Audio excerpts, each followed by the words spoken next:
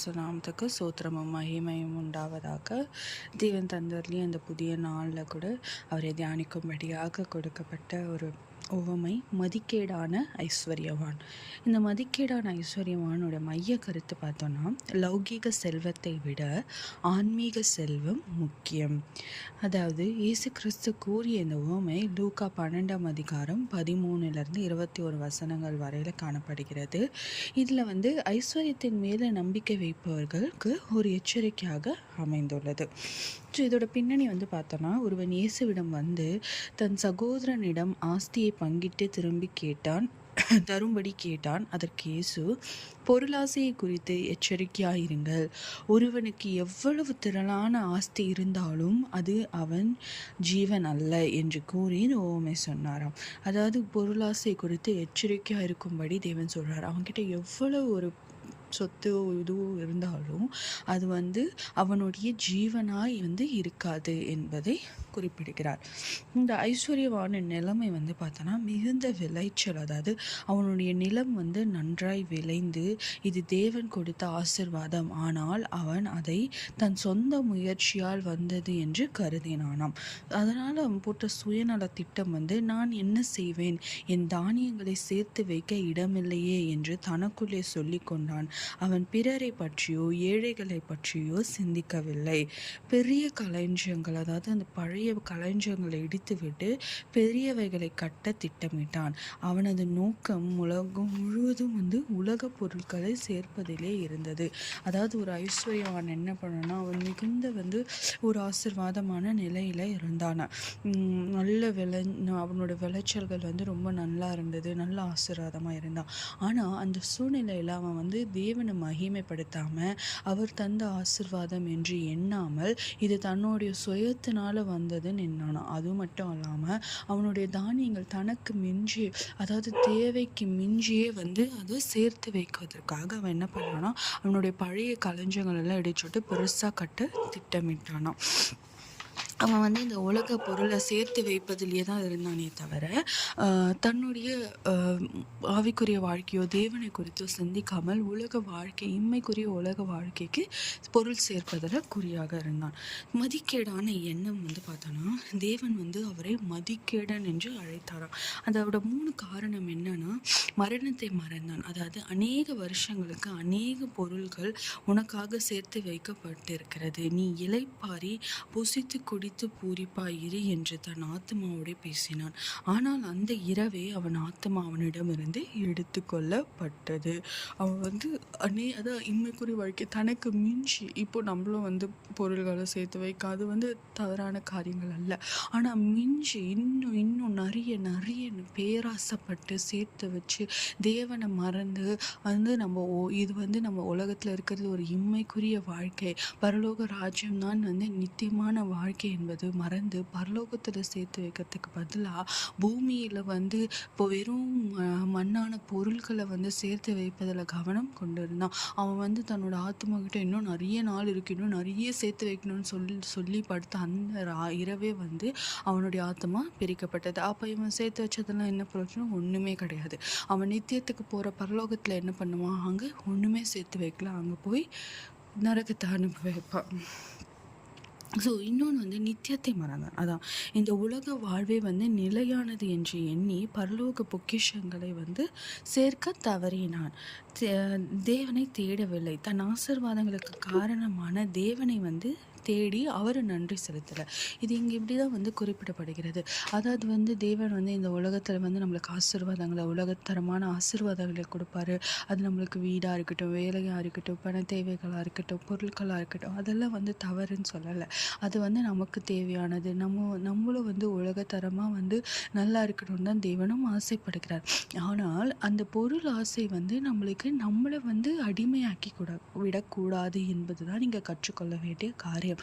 நமக்கு மிஞ்சி நமக்கு பல இதுக்கு மிஞ்சி சேர்த்து வைப்பது தான் தவறு என்று கூறுகிறார்.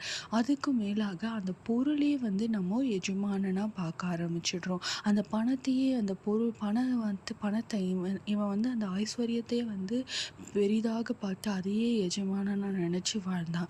இம்மைக்குரிய வாழ்க்கைக்கு முக்கியத்துவம் கொடுத்தான். தேவனை தேடலை. பரலோக பொக்கிஷத்துல சேர்த்து வைக்கணும். உலக பொக்கிஷம் மட்டும் சேர்த்து வச்சு பிரயோஜனம் இல்லை. அது எல்லாத்தையும் நம்ம போகும்போது ஒன்று கூட எடுத்துக்கொண்டு போவதில்லை. நம்ம பரலோக பொக்கிஷத்தை எப்படி சேர்த்து வைக்க முடியும்? இங்கே இருக்கிற பணத்தின் அகத்தியமாக இல்லை. மாறாக தேவனை தேடுவது, அவரை துதிப்பது, அவர் சொல்படி நடப்பதன் மூலமாக தான், அவருக்கு உகந்ததை செய்வதன் மூலமாக நம்மளோட பரலோக பொக்கிஷங்கள் அதிகமாகிக்கொண்டே போயிருக்கும். நம்ம எப்படி இம்மைக்குரிய உலகத்துக்கான காரியத்துக்கு இவ்வளோ முக்கியத்துவம் கொடுக்குற நாம இப்போ நித்தியமாக வாழ போகிற நித்தியத்துக்கு எவ்வளோ பெரிய ஒரு முதன்மையான காரியங்களை செய்து அந்த பொக்கிஷத்தை சேர்த்து வைப்பதில் எவ்வளோ நம்ம கவனமாக இருக்கணும். இப்போ நமக்கும் சரி, நம்ம பிள்ளைங்களுக்கும் எவ்வளோ சேர்த்து வைக்கணும். அந்த ஃப்யூச்சர் இருக்குமா இல்லையான்னு தெரியாமையே அதில் ஒரு நிச்சயமே கிடையாது. நம்மளுக்கு தேவன் எப்போ வருவார் நமக்கு தெரியாது, இல்லை மறுநாள் நமக்கு எப்போ வரும் தெரியாது. அப்படி இருக்கும்பொழுது அந்த காரியங்களுக்காகவே ஒரு நிச்சயமே இல்லாத வாழ்க்கைக்கு நம்ம இவ்வளோ சேர்த்து வச்சு இவ்வளோ போராட்டங்கள் போராடி இவ்வளோ பண்ணுற நாம நிச்சயம் என்ற அறிந்த ஒரு பரலோக ராஜ்யத்துக்காக நம்ம என்ன பொக்கிஷங்களை சேர்த்து வைக்கிறோம் என்பதை நம்ம சிந்தித்து பார்க்க வேண்டும். இன்றைய நாளில் கூட நம்ம முக்கியத்துவத்தை, நம்மளுக்கு பணம் பொருள் தேவை, அதை தான் கடவுள் அதை கொடுத்து தான் ஆசிர்வதிக்கிறார். இந்த ஐஸ்வர்யவானையும் நல்ல விளைச்சலை தந்து தான் ஆசிர்வதிச்சார். அதெல்லாம் இல்லை நீ ஏழையாகவே இருன்னு கடவுள் சொல்லலை. நம்மளை ஆசீர்வாதங்களே விளைச்சலே நம்மளுக்கு தேவையான பொருள் பணம் வீடுகளை கொடுத்து தேவன் ஆசீர்வதிப்பார்.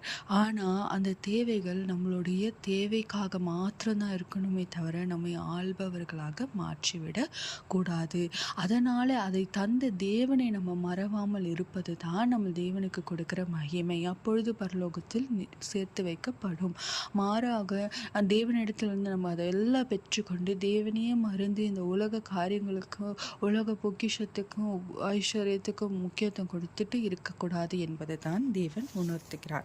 ஸோ இதில் நம்ம கற்கும் பாடம் பார்த்தோன்னா, பொருளாசைக்கு விலகுதல். செல்வம் சேர்ப்பது தவறல்ல, ஆனால் அதன் மேல் உயிர் மூச்சாக இருப்பது தான் தவறு. அதை நம்ம ஆள வைப்பது தான் ஆபத்தான விஷயம். தேவனிடத்தில் ஐஸ்வர்யமான இருத்தல். உலகம் பொருட்களை சேர்ப்பதை விட விசுவாசத்திலும் தன் கிரியையிலும் ஐஸ்வர்யவானாக இருக்க வேண்டும். நீங்கள் உலகத்தில் ஐஸ்வர்யவானா இருக்கிறது முக்கியம் அல்ல. அது இங்கே இருக்கிற இதோடு முடிஞ்சிடும். ஆனால் தேவனுடைய பரலோகத்தில் நம்ம ஐஸ்வர்யவான்களாக இருக்கிறோம். அது எப்படின்னா, விசுவாசத்தினாலும் நம்மளுடைய கிரியைகளினாலும் செய்கைகளினாலும் அவருக்கு பிரியமானதை செய்வதன் மூலமாய் அவரிடத்தில் பற்றுதலாக இருப்பதன் மூலமாய் ஐஸ்வர்யவான்களாய் மாற்றப்படுவோம். ஆவிக்குரிய வாழ்க்கையில் நாளை நம் கையில் இல்லை. ஆமாம், யாக்கோபு 4:4 படி நம் ஜீவன் கொஞ்ச நேரம் தோன்றி மறைகிற புகை போன்றதுன்னு சொல்லப்படுகிறது. எனவே இன்றைய தேவனுடன் சரியான உறவில் இருக்க வேண்டும்.